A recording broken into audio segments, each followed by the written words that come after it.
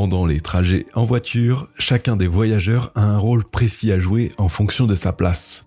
Le conducteur conduit et évite d'avoir des accidents, les passagers arrière doivent rester calmes et le passager avant fait office de GPS, gère la climatisation, la musique et nourrit le conducteur. Parmi ces places, la place avant droite est sans doute la plus confortable. C'est celle qui a le plus de place au niveau des jambes et la vue la plus dégagée.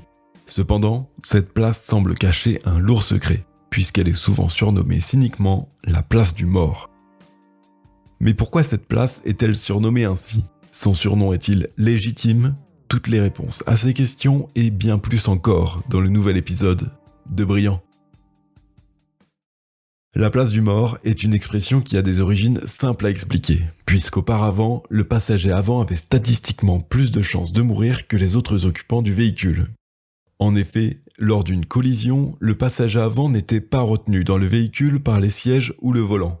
Il était souvent projeté à travers le pare-brise, ce qui lui était souvent fatal. De plus, on peut penser que la place avant droite était plus exposée lors d'accidents liés à des refus de priorité à droite qui étaient sans doute plus courants à l'époque, les ronds-points, les stops et les feux de signalisation ayant sans doute fluidifié et sécurisé les trajets. Vous parlez des panneaux là où il y a marqué 50 ? Ouais. Moi je croyais que c'était pour les skateboards. Non.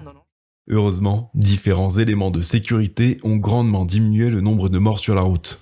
Les ceintures de sécurité obligatoires à l'avant depuis 1973 et à l'arrière depuis 1990 en sont un parfait exemple. On peut également penser aux airbags qui équipent toutes les voitures modernes et aux nouvelles réglementations sur la vitesse et la consommation d'alcool au volant.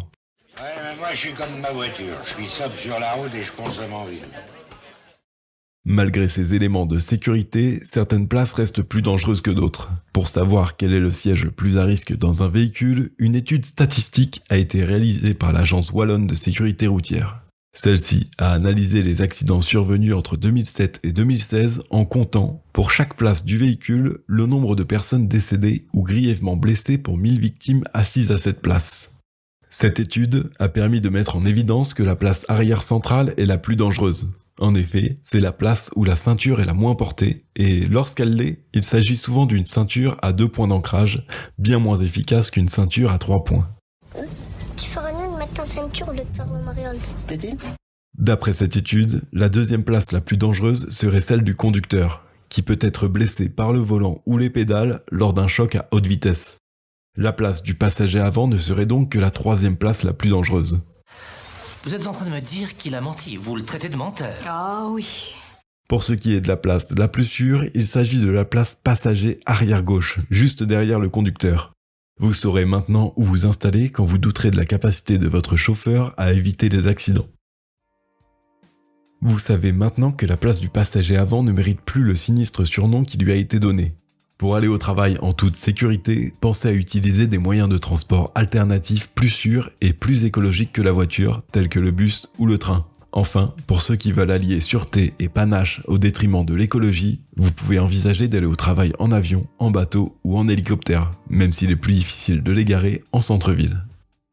C'est tout pour moi. J'espère que cet épisode vous aura plu et qu'il vous permettra de briller en société lors de votre prochain trajet en voiture avec des collègues ou en famille. J'attends vos retours aux endroits prévus à cet effet et sur la page Instagram du podcast. À bientôt pour un nouvel épisode de Brillant.